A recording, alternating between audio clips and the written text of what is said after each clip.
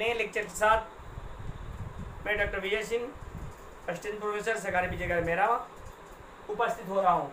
Friends, सबसे पहले कि आप मेरा channel study point doctor Vijay Singh को लाइक और सब्सक्राइब कर लें, क्योंकि जो भी नया वीडियो आएगा वो सबसे पहले आप सब तक पहुँचे। Welcome to you study point online classes. Friends, आज मेरा जो टॉपिक होगा, जो आपको लेके आया हूँ, यह टॉपिक विशेष रूप से कॉमर्स और अर्थशास्त्र के लिए, एमबीए के लिए, that is most important for every student और एवरी कॉम्पिटिटिव स्टूडेंट्स। टॉपिक का नाम है तरलता डिमांड सिद्धांत, लिक्विडिटी प्रेफरेंस थ्योरी बाय जेम्किंस। तरलता डिमांड सिद्धांत प्रोफेसर जेम्किंस ने ब्याज दर की व्याख्या करने के लिए तरलता अधिमान सिद्धांत का प्रतिपादन किया है। किन्स का ब्याज दर का सिद्धांत विशुद्ध रूप से एक मौद्रिक धारणा है, और प्रोफेसर किन्स का कहना है कि इसका निर्धारण मुद्रा के लिए मांग और उसकी पूर्ति के द्वारा होता है। किन्स ने मुद्रा के लिए मांग को तरलता डिमांड कहा है, liquidity preference for the demand of money इसे। और इनका कहना है कि मुद्रा के मांग के संदर्भ में कि रेट ऑफ इंटरेस्ट, ब्याज की दर, विशेष रूप से बॉन्डों, सिक्योरिटीज, प्रतिभूतियों को स्वीकारने या एक्सेप्ट करने का पारितोषिक है, इनाम है, पुरस्कार है। इन्होंने अपनी बात को स्पष्ट करते हुए यह कहा है कि तरलता डिमांड के सिद्धांत मुद्रा की मांग और पूर्ति के साथ साथ रेट ऑफ इंटरेस्ट, ब्याज दर का भी निर्धारण करता है। सो फ्रेंड्स, इनका कहना है कि मुद्रा की मांग एवं पूर्ति एक निश्चित समय में दी हुई ब्याज दर पर, यह तरलता डिमांड किसी निश्चित समय में मुद्रा की पूर्ति होने पर यह तरलता डिमांड है, जो कि ब्याज दर का निर्धारण करता है, determination of rate of interest. और यही कारण है कि प्रोफेसर किन्स, जेम्किंस ने इस सिद्धांत का सार माना है। इससे तात्पर्य है, स्पष्ट होता है कि कुटुंबों और फर्मों के द्वारा तत्कालीन लेन देन, ट्रांजैक्शन के लिए मुद्रा की मांग की जाती है, सतर्कता के लिए मांग किया जाता है, किसी उद्देश्य के लिए, सट्टे के लिए मांग की जाती है। फैमिली को आय प्राप्ति और व्यय के लिए मुद्रा की आवश्यकता को पूरा करने के लिए नगद के रूप में जनता, जनार्दन, समाज, कुटुंब अपने पास रखते हैं। लोग अपनी दिन प्रतिदिन की क्रियाओं को चलाने के लिए, हैंडल करने के लिए, क्रय विक्रय करने के लिए मुद्रा की एक निश्चित मात्रा अपने पास कैश के रूप में, लिक्विडिटी के रूप में रखते हैं। यह मात्रा आय का आकार,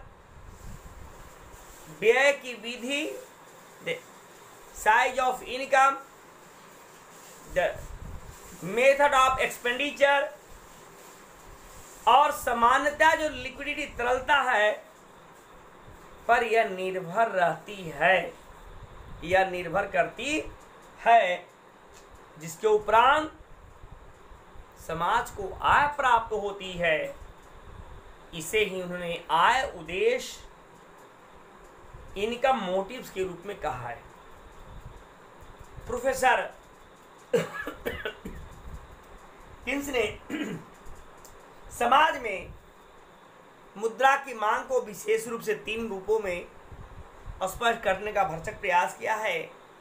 उन्होंने कहा कि मुद्रा की मांग 3 उद्देश्य से की जाती है। उससे फर्स्ट है व्यवसायिक उद्देश्य, जिसको बोलते हैं ट्रांजैक्शन मोटिव। सेकंड है सतर्कता उद्देश्य, प्रिकॉशनरी मेथड। और थर्ड है सट्टा उद्देश्य, स्पेकुलेटिव मेथड।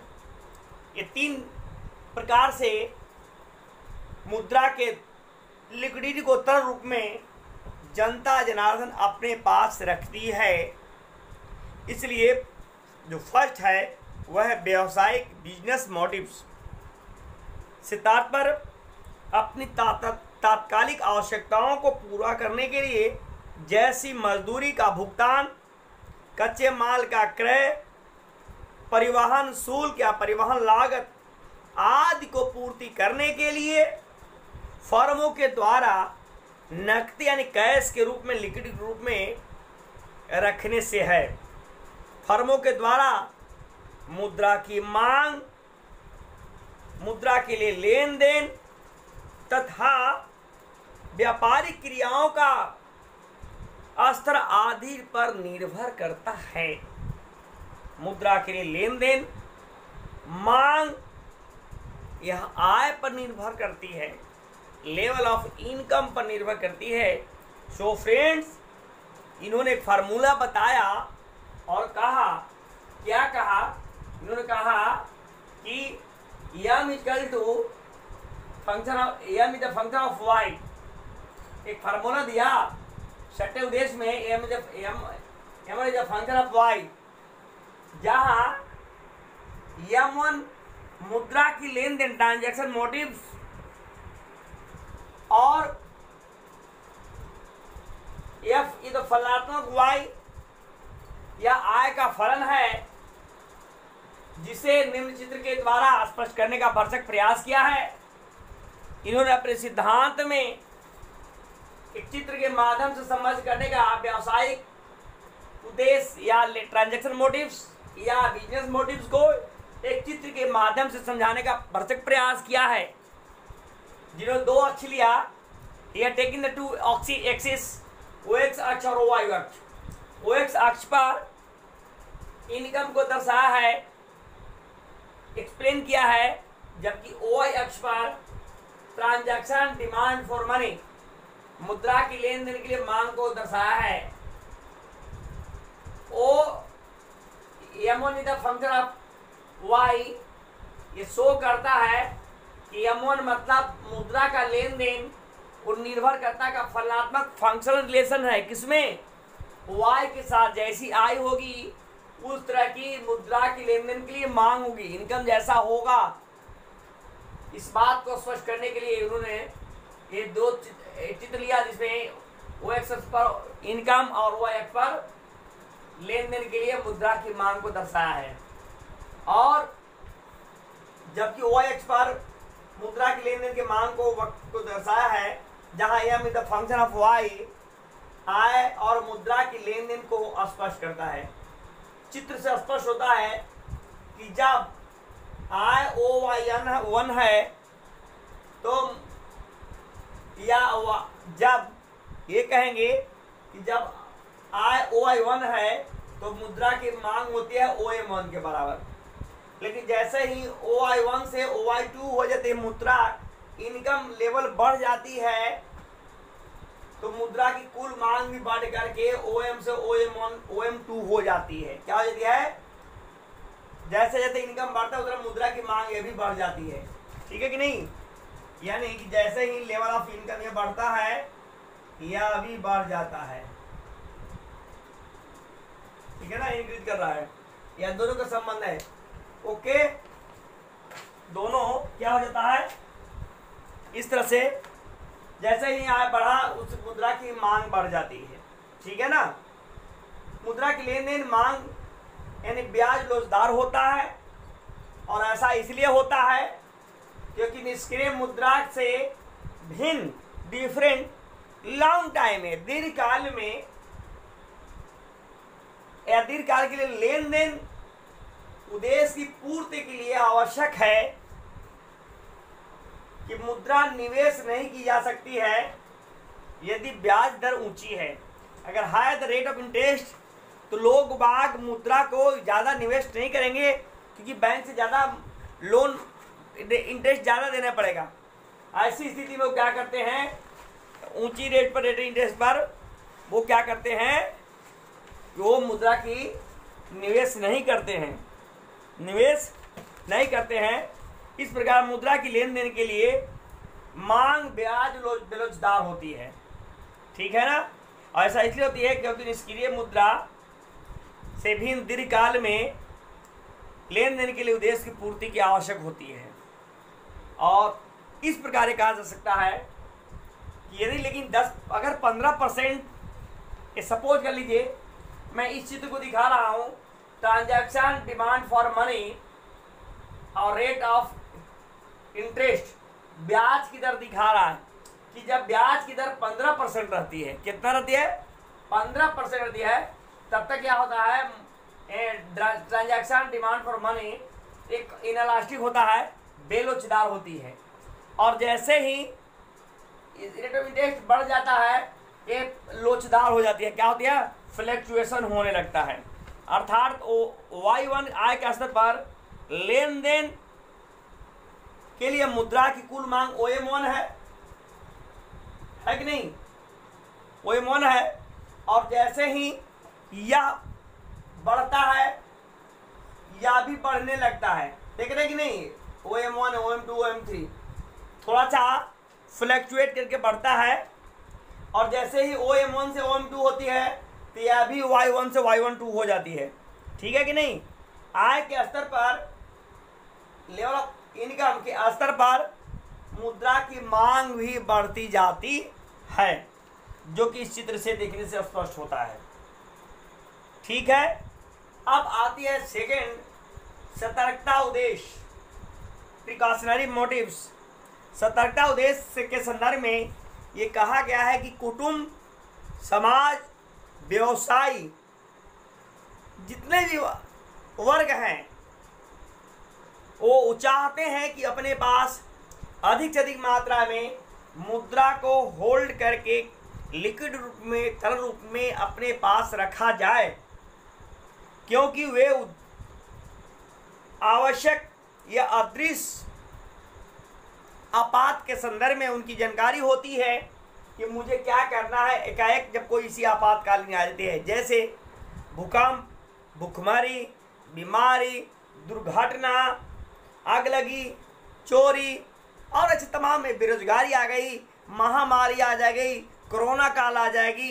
ये सब क्या है, ये सब विपत्तियां एकाएक आती हैं और बेरोजगारी के विरुद्ध सावधानी लेना पड़ता है। व्यक्ति हो या फर्म, इंडस्ट्री, सबको सतर्कता उद्देश्य की संतुष्टि के लिए आवश्यक होता है कि वो अधिक अधिक मात्रा में अपने पास नकदी लिक्विड तरल रूप में रखे, और यही नकदी आय का फलन होता है। अर्थात y the function of M1 plus M2 equal to L1 is the function of y, L1 is the function of y, क्या इनकम का फलनात्मक संबंध है सतर्कता उद्देश्य में।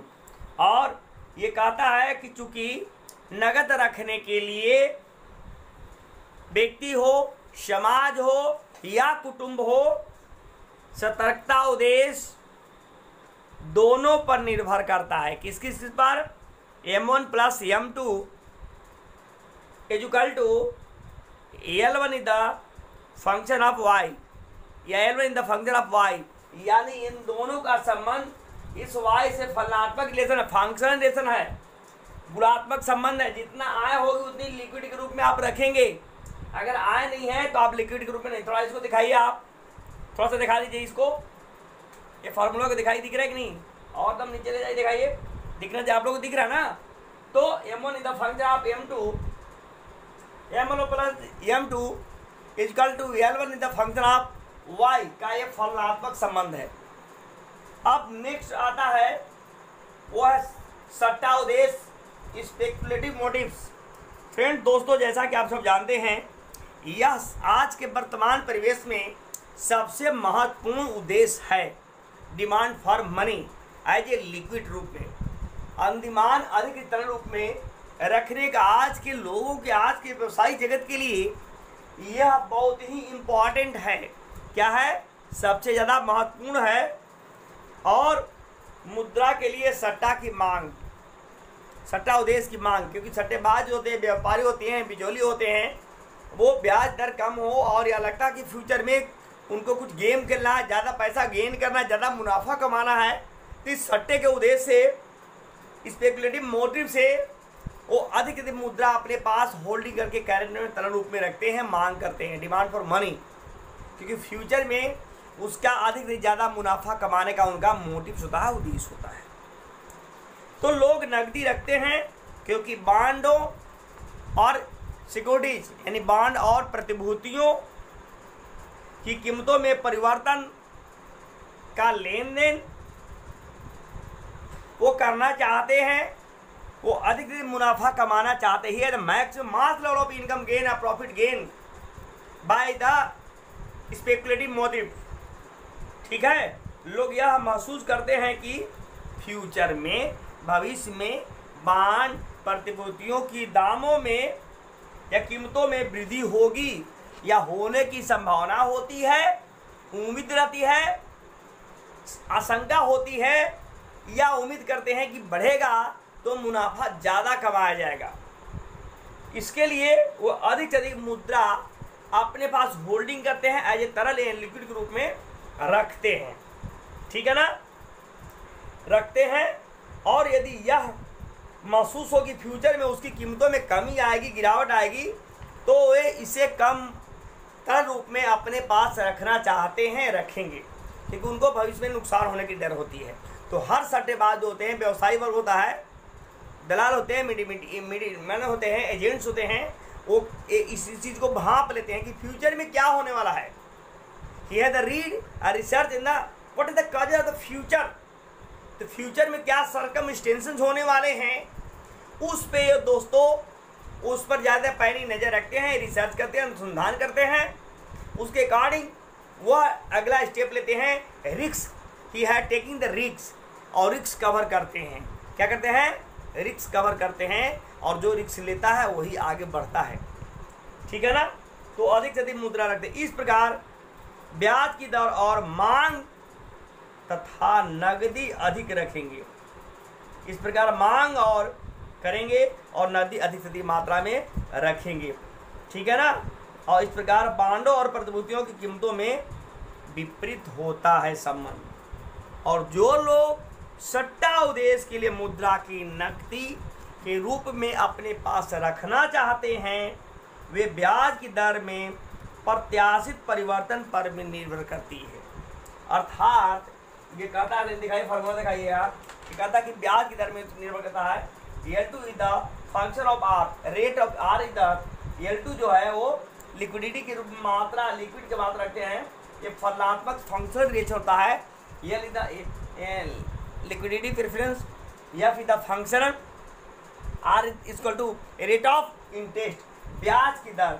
ये ब्याज की दर जितना होगा, higher the rate of interest I load the demand for liquidity, तो जितनी कम होगा, या फ्यूचर में देखते हैं कि फ्यूचर में अगर कुछ बहुत कुछ ज़्यादा प्रॉफिट होने वाला है, तो ऐसी स्थिति को रिस्क लेते हैं, और रिस्क लेकर के क्या करते हैं, अधिक से अधिक मात्रा मनी मुनाफा कमाने का भरसक प्रयास करते हैं। जहाँ L2 मुद्रा की सट्टा मांग है, L2 मुद्रा की सट्टा मांग है, और R रेट ऑफ इंटरेस्ट ब्याज की दर है, या फिर द फंक्शन, या फलनात्मक संबंध है। ठीक है ना, इस प्रकार ब्याज की दर ऊंची होने पर निष्क्रिय कोष के रूप में लोग बाग या जो सट्टेबाज होते हैं वो कम मात्रा में अपने पास बैलेंस रखते हैं और मुद्रा की मांग कम करते हैं। इसे एक चित्र के द्वारा स्पष्ट किया गया है। इस चित्र में दिखाई दिया है, दिखाइए चित्र को, दिखाइए थोड़ा सा। ये देखिए क्या है, वो दो अक्ष लिया, ओ एक्स अक्ष पर मुद्रा की मांग को दिखाया है और ओ वाई अक्ष पर क्या है, रेट ऑफ इंटरेस्ट ब्याज की दर को दिखाया गया है। ये दिखाई दे रहा है कि ये रेट ऑफ इंटरेस्ट है, जब रेट ऑफ इंटरेस्ट अधिक होगी तब मांग कम होगी मुद्रा की। देख रहे हैं OR3 रेट ऑफ ब्याज की दर है तो मुद्रा की मांग OM1 को हो रहा है। जैसे और गिरा तो जैसे OR2 हो गया, गिर करके कम हो गया। ये देखिए रेट ऑफ ब्याज की दर जैसे गिर के कम हो गया, ये थोड़ा सा बढ़ा है, ठीक है ना। और जैसे जैसे गिरता है और यदि OR1 हो जाती है तो ये बढ़ के और आगे हो जाता है। इस तरह एक समय क्या होता है, LP ट्रैप हो जाता है, लिक्विडिटी ट्रैप हो तरलता है, ये हो जाती है, ये ट्रैप हो जाती है, एक्सेस के पैरेलल हो जाती है, इससे नीचे आप गिरेगी नहीं, ठीक है ना।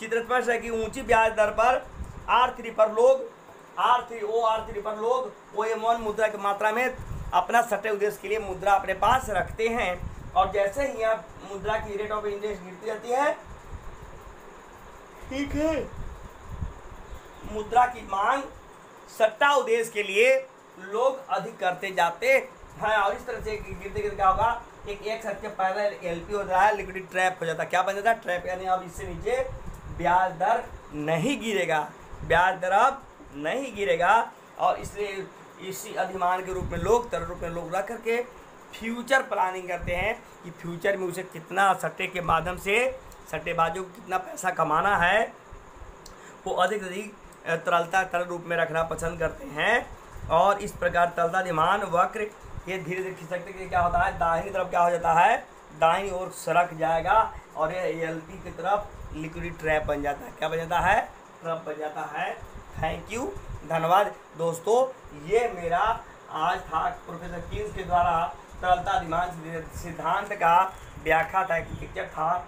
It is most important notes for you, आपके लिए बहुत बहुत जरूरी। जैसे TGT PGT GIC professor, assistant professor, ये सब में यह क्वेश्चन 2 या 3 क्वेश्चन जरूर आएगा और हमेशा आता है। और 1936 में इस बात को उन्होंने प्रोफेसर कीन्स ने इस सिद्धांत को दिया था, एम्प्लॉयमेंट इंटरेस्टमेंट में इस बात को बखान किया था। आप इसको जरूर देख लीजिएगा, 100% आएगा। एक बार पुनः मैं कह रहा हूँ कि मेरा channel study point doctor Vijay Singh, उसको लाइक और सब्सक्राइब जरूर करें ताकि आपको नया जो लेक्चर मैं लाऊं, नया वीडियो लाऊं, सबसे पहले आप तक पहुँचे। तब तक के लिए थैंक यू, जय हिंद दोस्तों।